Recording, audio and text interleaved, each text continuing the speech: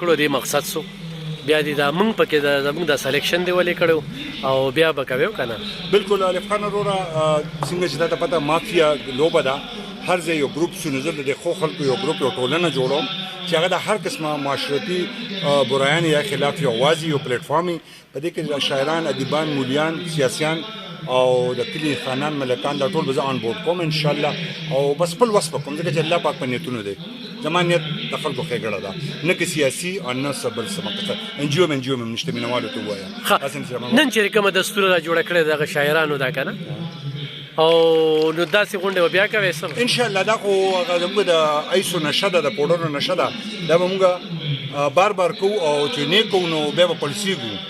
ځکه چې د سه انګریزي کو ټکي د 14 ورته وي دغه بلاسته شهرانو مو ته ستامو ته زمام وته او ان شاء الله داسې بکو ځکه چې او دا د اراده ټولو پښتنو د ټولو ته زما د اړه بالکل دغه د کله چې راځي داسې دستوري به مولکم او راځي د اوس په پښتنو د اراده میجر قلانامو ته اني ټایم راتلی شي خدای کې د مشوري چاله ور کړی و او دغه باندې نو مشر خو د صدارت خو د غونډه مشر خو ته ټاکلې وې کنه کنه دې کې نو د غونډه مشر خو ته ټاکلې وې او ته د مشر ټاکلې او هغه راغی او ډېر خوند وکړ د پروګرام د دستوري او داسې بیا هم کو خالف خانه په یو پروګرام د نه مافکو ته بار موږ د مشریا کې چې ستا आवाज تر لري رسي جواد خاندار ته وایي چې په علمي او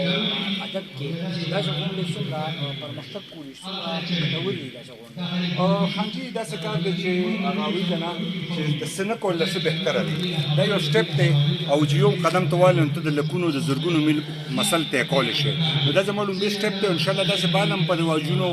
په معاشرتي برایانو او ډیر داسې سيزونه خو تاسو تعاون له بغیر اسم نشي کېدای تاسو موږ تعاون کوي راځم له وخت په وخت څنګه چراله نو زه تاسو اول د دې ډاډګیرنه درکوم چې تاسو موږ لراله به دا زموږ فرض دی راځو به تاسو ورونه